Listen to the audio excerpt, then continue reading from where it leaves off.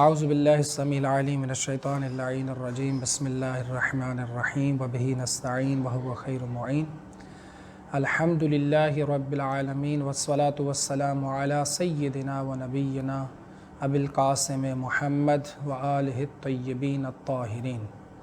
اما بعد قال اللہ سبحانہ وتعالی فی کتابہ المجید بسم اللہ الرحمن الرحیم شہر رمضان الذی انزل فیہ القرآن ھدی للناس وبینات من الھدی والفرقان۔ اللہ سبحانہ وتعالی نے قرآن مجید کے اندر اس ماہ مبارک رمضان کا تعارف سورہ بقرہ کی 185 اور اس سے پہلے بھی جو 2 آیات موجود ہیں روزے کا تعارف بھی کروایا ہے، اور اس میں یہ وضاحت ہمیں ملتی ہے کہ روزے ہمارے اوپر سب جو ہے وہ کوئی پہلی دفعہ واجب قرار نہیں دیے گئے، بلکہ ہم سے پہلے والی امتوں پر بھی واجب تھے، اور خصوصاً ماہ مبارک رمضان کا جو روزہ ہے اس کی جو برکت ہے وہ پروردگار نے ہمیں اس امت کو نوازی ہے، اور اس کی توفیق پروردگار نے خصوصاً اس آخری دور کے اندر آنے والے لوگوں کے لیے معین فرمائی ہے، اور اس میں بھی یہی ارشاد کا جو ہے وہ ہمیں ملتا ہے 185 سورہ بقرہ کے اندر کہ شہر رمضان الذی انزل فیہ القرآن، اس ماہ مبارک رمضان کی جہاں پر یہ فضیلت ہے کہ اس کے اندر روزے پروردگار نے ہم پر واجب قرار دیے ہیں، اس کی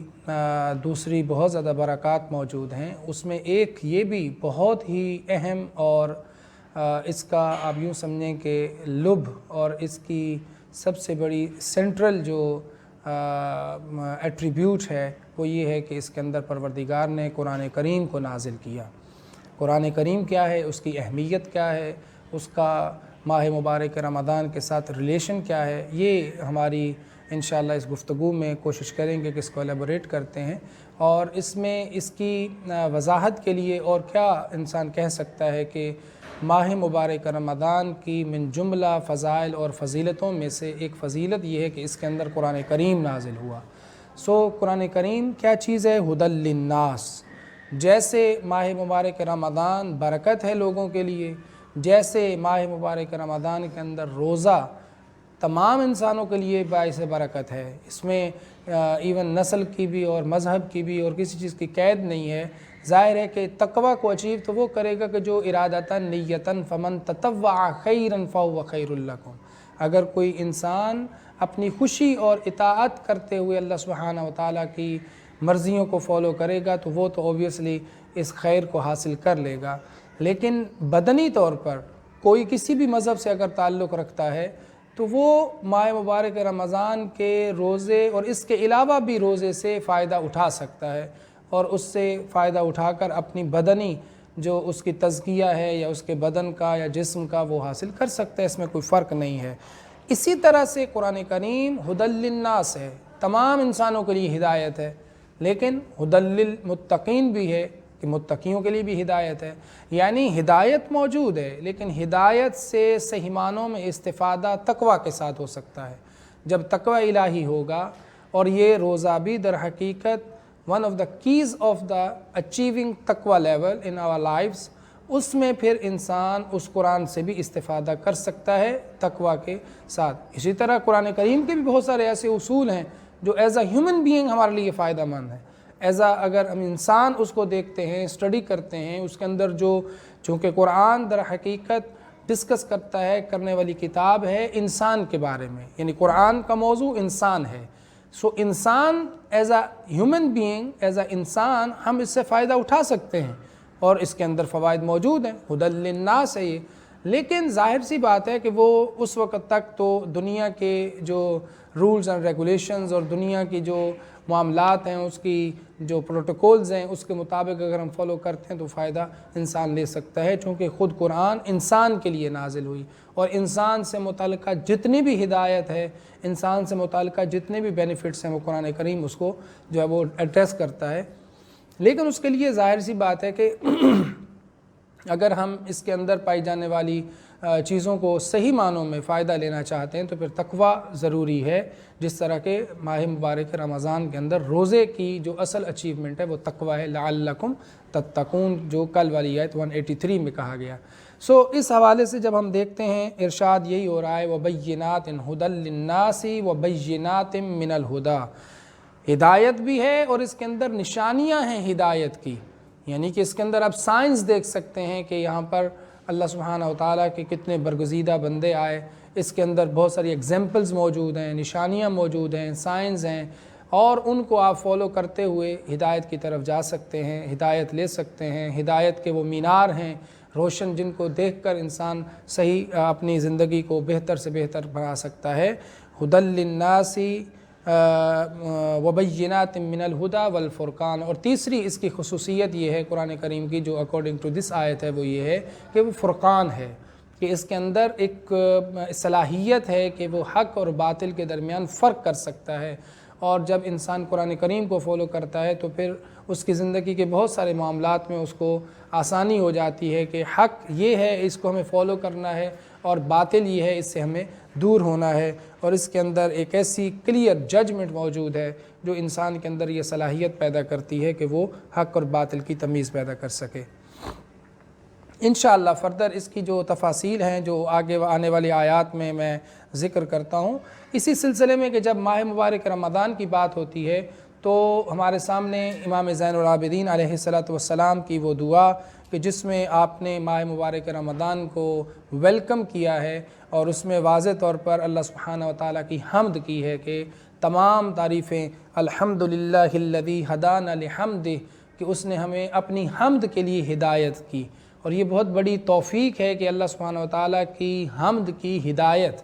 اس کی حمد و ثنا کی ہدایت ہمیں مل جائے، تو یہ در حقیقت ماہ مبارک رمضان اس ہدایت کی طرف انسان کو متوجہ کرتا ہے اور اس کی طرف لے کر جاتا ہے، اور یہی اس کی طرف جانے والے راستوں میں سے راستہ ہے۔ اس کو شہر سیام بھی کہا جاتا ہے، ماہ مبارک رمضان روزوں کا مہینہ، شہر الاسلام بھی ہے، اس کے اندر امن ہے، سلامتی ہے، انسان کے نفس کے اندر، انسان کے دل کے اندر، انسان کی طبیعت کے اندر اور معاشرے کے اندر۔ اس کے بعد ظاہر ہے کہ جب یونٹس کے اندر سلامتی ہوگی اور اس کے اندر فساد کم ہوگا تو اس معاشرہ جس کے اندر وہ اچھے لوگ رہ رہے ہوں گے اس میں بھی فساد کم سے کم ہوگا، اس لیے اس کو شہر الاسلام کہا گیا ہے۔ انسان کے اندر اسلام، پیس اور اسی طرح سبمیشن جو ہے، ایکسیپٹنس ہے، اللہ سبحانہ وتعالیٰ کے حکم کے آگے سرنڈر کرنے کی جو صلاحیت یا جذبہ ہے وہ اس ماہ مبارک رمضان میں پیدا ہوتا ہے۔ وہ شہرت طہور، اور یہ مہینہ ہے کہ جو پاکیزگی کا مہینہ ہے، جس کے اندر اللہ سبحانہ وتعالیٰ نے ہمیں یہ موقع دیا ہے کہ ہم اپنے آپ کو پاک و پاکیزہ بنائیں، اپنے آپ کو پیوریفائی کریں، اپنے آپ کو ہر طرح کی رجس اور نجاست دونوں سے پاک کریں، یعنی کہ باطنی نجاست جیسے کہ شرک ہے،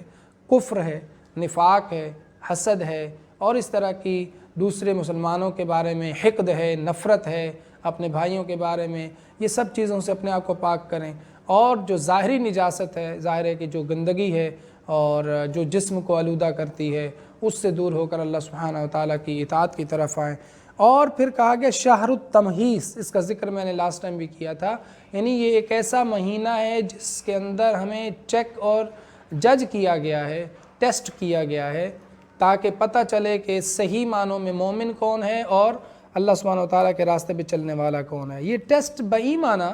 کہ دیکھیے ماہ مبارک رمضان کا روزہ ہو یا کوئی بھی روزہ ہو، یہ ایک ایسی عبادت ہے جو بدنی عبادت ہے، لیکن اس کے ذریعے سے ہم کسی کو شو آف نہیں کر سکتے کہ میں روزے سے ہوں، یعنی کوئی ایسی علامت نہیں ہے کہ جس سے پتہ چل سکے لوگوں کو ظاہری طور پر کہ میں روزے سے ہوں یا نہیں، یعنی اس کے اندر در حقیقت خلوص اور اللہ سبحانہ وتعالیٰ کے ساتھ سنسیرٹی کی ایک ہمیں پکچر نظر آتی ہے، اور یہی کہا کہ یہ ٹیسٹ ہے، اور ٹیسٹ اسی سلسلے میں ہے کہ ظاہر ہے کہ جب نہیں پتہ ہوگا کسی کو کہ ہم روزے سے ہیں یا نہیں ہیں، ہم جب خلوت میں جائیں، پرائیویسی میں جائیں، وہاں پر کھا پی لیں، یہ ہمارا اور ہمارے اللہ کا معاملہ ہے، تو وہیں پہ تو در حقیقت پتہ چلتا ہے کہ ہمارا ٹیسٹ کیا ہے، کہ اللہ سبحانہ وتعالیٰ کے کہنے پہ کیا ہم ان چیزوں سے رک گئے ہیں کہ جو ماہ مبارک رمضان یا کوئی بھی کسی بھی روزے کو باطل کرتی ہیں، پرائیویسی ہو یا ہمارے سامنے پبلکلی ہو، تو ان چیزوں کو ظاہر ہے ہمیں ایز اے ٹیسٹ جو ہے وہ دیکھا گیا ہے،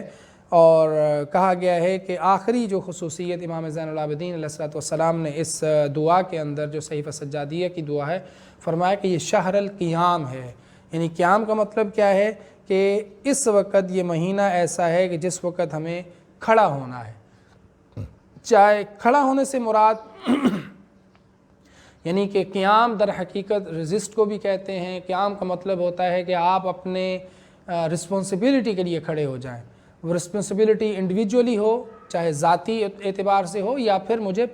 معاشرتی اور اپنی کمیونٹی کے لیے، اپنے ارد گرد کے لوگوں کے لیے جو رسپانسبلٹی مجھے ملی ہے وہ اصلاح کے نام سے ہے، اور اصلاح کبھی بھی ممکن نہیں ہو سکتی جب تک کہ انسان اپنی اصلاح خود نہ کرے۔ اور یہی وجہ ہے کہ امیر المومنین علی بن ابی طالب علیہ الصلوۃ والسلام نے یہ فرمایا ہے کہ کونوا دعاۃ الناس بغیر السنتکم، آپ لوگوں کو دعوت حق دیں، اصلاح ضرور کریں لیکن بغیر زبانوں کے۔ مطلب یہ ہے کہ زبان سے بھی وہی چیز ادا کریں جو آپ پہلے خود عمل کر چکے ہوں، جس کے اوپر آپ خود اس کو فالو کر چکے ہوں، اس کے اوپر عمل کر رہے ہوں، اور اس کو آپ خود کمیٹڈ ہوں۔ تو اپنی زبانوں کے بغیر اپنے عمل سے دعوت دیں۔ تو اس کا یہی ایک بہترین اصلاح کا جو ہے وہ یہی قیام ہے کہ اصلاح کے طور پر ہمیں اپنے اوپر سب سے پہلے اس کی امپلیمنٹیشن کرنا ہے، اپنی ذات کو دیکھنا ہے۔ چاہتا ہے کہ میں لوگوں کو ہدایت کروں، لوگوں کی اصلاح کروں، لوگوں کی طرف جاؤں، اسے چاہیے کہ وہ اپنے اوپر سے ابتدا کرے، اپنے اوپر ان چیزوں کو امپلیمنٹ کرے۔ سو ضروری ہے کہ ہم ان چیزوں کو سامنے رکھیں اور پھر اس کی طرف جائیں۔ ارشاد رب العزت یہی ہو رہا ہے کہ وَلَقَدْ يَسَّرْنَا الْقُرْآنَ لِلذِّكْرِ فَهَلْ مِن مُدَّكِرٍ، ہم نے تو قرآن کریم کو بہت آسان بنا دیا ہے، ہم نے قرآن کریم کو بہت آسان رکھ دیا ہے، اور کوئی ہے جو اس کے بارے میں تفکر کرے، اس کے بارے میں جانچ دیکھے، اس کو سمجھنے کی کوشش کرے۔ تو قرآن کریم تو جو ہے وہ واضح طور پر ہمیں ہدایت کی طرف لے کے جا رہا ہے، کوئی ہے کہ جو اس کی ہدایت کو دیکھے اور سمجھنے کی کوشش کرے۔ اسی میں آیت کو اگر ہم مکمل کریں تو پہلے تو احکام بھی اس کے اندر آ جاتے ہیں، اور کہا گیا ہے فَمَنْ شَاهِدَ مِنْكُمُ الشَّهْرَ فَلْيَصُمْهُ، کہ کوئی ہے کہ جو کوئی بھی جب اس مہینے کو وٹنس کرے، whosoever جو بھی اس مہینے کو وٹنس کرے، فَلْيَصُمْهُ، اسے چاہیے کہ وہ روزہ رکھے۔ وَمَنْ كَانَ مَرِيضًا أَوْ عَلَى سَفَرٍ، جو کوئی شخص مریض ہو یا پھر سفر پر ہو، فَعِدَّةٌ مِّنْ أَيَّامٍ أُخَرَ، وہ دوسرے مہینے میں اس کو کمپلیٹ کر سکتا ہے، اس کی گنتی کو۔ اب یہاں پر جو میسیج دیا جا رہا ہے وہ یہ، apparently we feel it is very difficult for us to follow the instruction of Mah Mubarak Ramadan, especially in this month, because it is very difficult for us to bear such a hunger, such a thirst, such a other activities during the daytime activity. So Quran promises us, Quran says that look, maybe it is very difficult apparently, but yuridullahu bikumul yusra, Allah subhanahu wa ta'ala want ease for you. اللہ سبحانہ وتعالیٰ آپ کے لیے آسانی چاہتا ہے، اللہ سبحانہ وتعالیٰ آپ کو یہ نہیں چاہتا کہ ڈیفیکلٹی میں رکھے، بلکہ اللہ سبحانہ وتعالیٰ فرما رہا ہے یرید اللہ بکم اليسر، اللہ آسانی چاہتا ہے، ولا یرید بکم العسر، اللہ سبحانہ وتعالیٰ تنگی اور تنگ دستی یا پھر آپ کو ڈیفیکلٹ جو ہے وہ نہیں دیکھنا چاہتا، ڈیفیکلٹیز آپ کے لیے نہیں ڈالنا چاہتا، اس کا کوئی ارادہ نہیں ہے۔ اٹ مینس کہ دس از اپرچونٹی، ہمیں کوئی مشکل ہو رہا ہے، ہمیں کوئی ظاہراً کوئی پرابلم ہو رہا ہے، اور ظاہراً ہمیں یہ ایک چیلنج لگ رہا ہے کہ بھوک اور پیاس کے ساتھ صبح جو ہے وہ طلوع فجر سے لے کر غروب آفتاب تک ہمیں کچھ نہیں کھانا پینا اور مختلف ایکٹیویٹیز تقریباً 9 چیزوں سے اوائڈ کرنا ہے، تو یہ ایک ڈیفیکلٹ سچویشن ہوتا ہے، بٹ یہ کہ انسان کا اسی کے اندر ایز ہے۔ سو سم ٹائم اگر ہمیں اپنی زندگی کے اندر مشکلات نظر آتی ہیں، چیلنجز نظر آتے ہیں، تو اس کا مطلب یہ نہیں ہوتا ہے کہ اللہ سبحانہ وتعالیٰ ہمیں جو ہے وہ پریشانی میں ڈال رہا ہے، نہیں، سم ٹائم یہ ہوتا ہے کہ آپ کو تھوڑی پریکٹس یا تھوڑی ڈیفیکلٹی میں ڈال کر ایک بہت بڑی مصیبت سے بچانا مقصد ہوتا ہے۔ یہی ماہ مبارک رمضان کا جو روزہ ہے، یہ انسان کے بدن کے اندر جو صحت لاتا ہے وہ پورے 12 مہینے، آگے والے 11 مہینے یا آنے والے دنوں میں اس کی زندگی، اس کی صحت، اس کی جو ہے وہ جسمانی طاقت کا بھی سب سے جو ہے وہ زیادہ فائدہ اس کو ملتا ہے اور اس کے لیے فائدہ مند ہو جاتا ہے. اور اس کے علاوہ پھر روحانی انسان کے پاس زندگی کا چانس موجود ہے اور روحانیت ظاہر ہے کہ وہ ساتھ میں آتی ہے.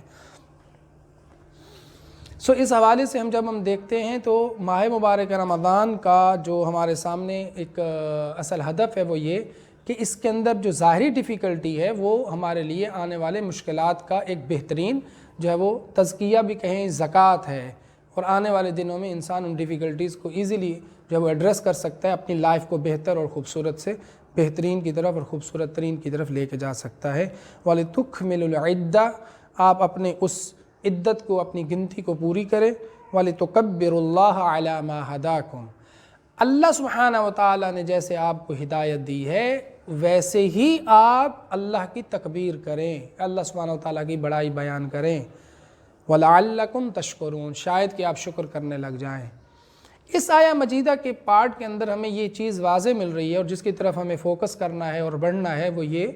کہ بہت ساری چیزیں اور خصوصاً جو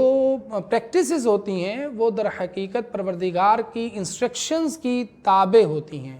اللہ سبحانہ وتعالیٰ کی بتائی ہوئی انسٹرکشنز اور ہدایات کے مطابق ہمیں بڑائی کرنا ہے، اللہ سبحانہ وتعالیٰ کی حمد و ثنا کرنا ہے، اس کی نماز پڑھنی ہے، اس کا جو عبادت کرنی ہے، وہ سارے معاملات اللہ سبحانہ وتعالیٰ کی انسٹرکشنز کو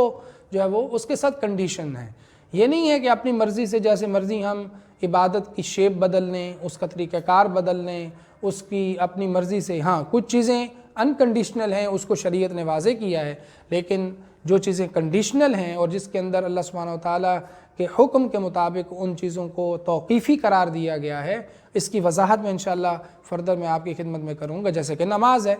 اور بھی مثالیں آئیں گی. تو نماز در حقیقت ایک ایسی عبادت ہے جو توقیفی ہے، اس کے اندر رد و بدل، اس کے اندر ایڈیشن اور اس کے اندر جو ہے وہ کوئی چیز کو ریموو کرنا یہ ہماری جو ہے وہ نہیں ہے ذمہ داری، یا ہماری یہ ہمارا کام نہیں ہے. This is the only thing which has been conditioned by the order of اللہ سبحانہ وتعالی. اس کے اندر ہمیں یہ حق نہیں پہنچتا ہے کہ ہم اس کے اندر اپنی مرضی جو ہے وہ ایڈ کریں. اسی طرح سے اذان ہے، اسی طرح سے اقامہ ہے، اس کے اندر صرف ہم ان انسٹرکشنز کو فالو کریں گے کہ جو اوتھینٹکلی ہمیں جو وہ ملتی ہیں اپنی اوتھینٹسٹی کے ساتھ قرآن کریم سے یا پھر ائمہ علیہ السلام کی احادیث سے. ہم اپنی طرف سے کوئی چیز اس کے اندر ایڈ نہیں کر سکتے، اور اس کو انشاءاللہ دیکھنا بہت زیادہ ضروری ہے. اور یہی کہا گیا ہے کہ آپ ویسے ہی اللہ کی تکبیر بیان کریں جیسے کہ آپ کو ہدایت دی گئی ہے، جیسے کہ آپ کو کہا گیا ہے. میں اپنی مرضی سے اس کے اندر کوئی تشہد نہیں بڑھا سکتا، میں اپنی مرضی سے اس کے اندر سے کوئی تشہد جو آلریڈی موجود ہے نکال نہیں سکتا، میں رکوع نہیں بڑھا سکتا، میں قرآن کریم کے ان سوروں کو نہیں پڑھ سکتا جن کو منع کیا گیا ہے، میں ایون اس کے علاوہ انکنڈیشنلی ان چیزوں کو ایڈ نہیں کر سکتا کہ جن کو میں جو ہے وہ جن سے منع کیا گیا ہے. تو یہ ہمیں در حقیقت ایک اشارہ ہے، ون ایگزامپل ہے. اس کے علاوہ بہت ساری چیزیں ہیں. ہمیں جو ہے وہ کس طرح سے دعا مانگنا ہے، کس طرح سے اللہ سبحانہ وتعالیٰ کو پکارنا ہے، کس طرح سے ہمیں ان چیزوں کی طرف لے کے جانا ہے. ان چیزوں کو اصلاح در حقیقت یہی ہے کہ ہمیں اللہ سبحانہ وتعالیٰ کی بتائی ہوئی انسٹرکشنز کے مطابق اپنے آپ کو ٹھیک کرنا ہے، چاہے ہمارا عقیدہ ہو، چاہے ہمارا عمل ہو، ہمارا اخلاق ہو. ان تین چیزوں کا نام اسلام ہے. ان تین چیزوں کو ہمیں اگر فالو کرنا ہے تو وہ اونلی ہو سکتا ہے کہ جو پراپر انسٹرکشنز ہیں اللہ سبحانہ وتعالیٰ کی اور جو سورسز ہیں وہاں تک پہنچنے کے، اسی کے ہی جو ہے وہ ساتھ اس کو ہم کنڈیشنز کر سکتے ہیں. امیر المومنین علی ابن ابی طالب علیہ السلام فرماتے ہیں کم من صائم لیس لہ من صیامہ الا الجوع والظمأ. کتنے ایسے روزہ دار ہیں کہ جن کے پاس بھوک اور پیاس کے علاوہ کچھ نہیں بچتا. تو اب یہ بھی ایک اپنی جگہ پر ہمارے سامنے آپ کہہ سکتے ہیں کہ ایک چیلنج ہے کہ ہم روزہ تو رکھیں لیکن روزے کا ثواب سوائے بھوک اور پیاس کے ہمارے سامنے نہ ہو. تو یہ ایک بہت بڑا چیلنج ہے، بیکوز ہمیں یہ دیکھنا ہے کہ روزے کا جو مقصد ہے وہ ہم حاصل کر رہے ہیں کہ نہیں کر رہے. اب روزے کی علت یعنی کہ ریزنز بہت سارے لوگ ڈسکس کرتے ہیں اور روایات میں بھی موجود ہیں کہ یہ علت ہے، یہ علت ہے، وہ علت ہے. اس سے پہلے جرنلی جو ایک کنسیپٹ ہے وہ یہ کہ دیکھیے احکام شریعت کی علل اللہ سبحانہ و تعالیٰ ہی کما حقہ 100% جانتا ہے،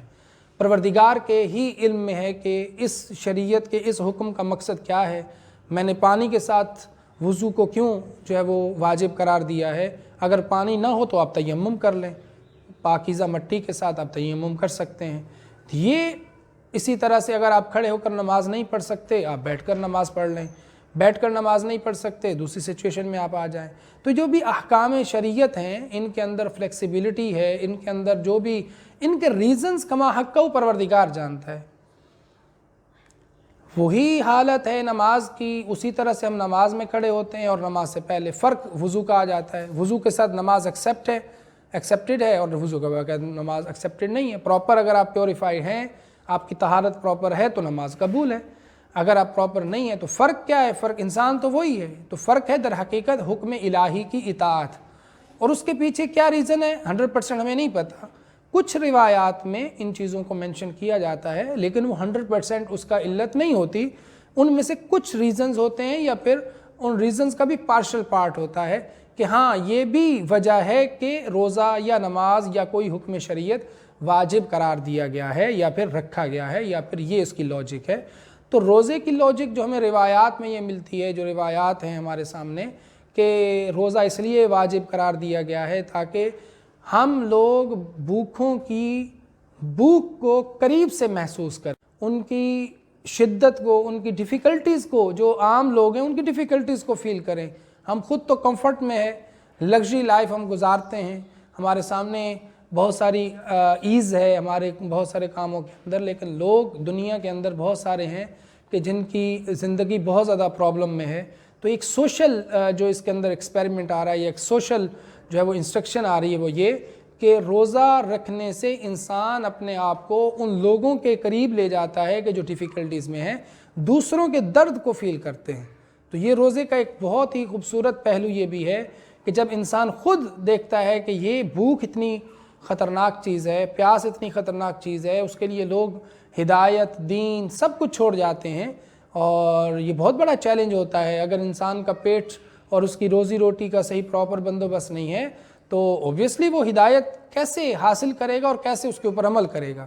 تو یہ ہمارے لیے ان لوگوں کے لیے ایک بہت بڑا احساس سے ذمہ داری پیدا کرنے کا ایک ذریعہ ہے کہ لوگوں کے لیے بھی آپ کام کریں،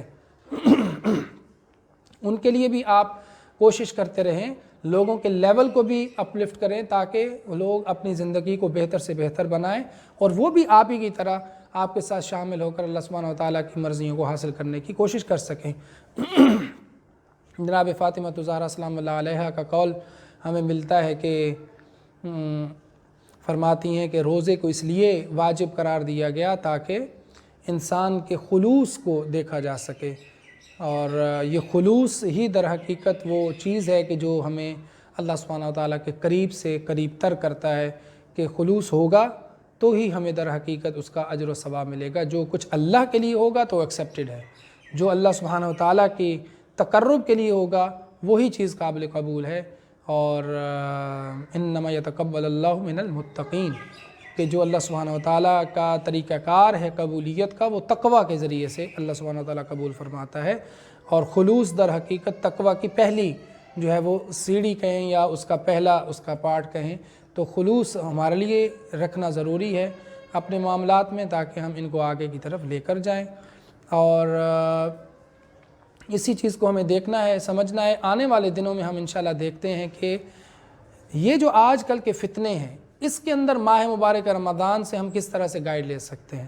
آنے والے سیشنز میں انشاءاللہ یہ جو فتنے ہو رہے ہیں ان کے ریزنز کیا ہیں، اس میں ہمارے پاس پراپر سولوشن اور پراپر حل کیا ہے، اور ماہ مبارک رمضان اس میں ہماری کیا ہیلپ کر سکتا ہے، اور کیا اس کے اندر ہمارا کوئی نہ کوئی سولوشن موجود ہے۔ انشاءاللہ آنے والے دنوں میں آپ کی خدمت میں عرض کرنے کی کوشش کروں گا۔ دعا ہے کہ پروردگار ہمارے ان اعمال کو اپنی بارگاہ میں قبول فرمائے اور ہمیں صحیح معنوں میں اس کے دین کو سمجھنے، اس پہ عمل کرنے کی توفیق عطا فرمائے۔ اپنے اور اپنے گرد و نواح کے لوگوں کا خیال رکھیے گا، ہمیں اپنی دعاؤں میں یاد رکھیے گا۔ والسلام علیکم ورحمۃ اللہ وبرکاتہ۔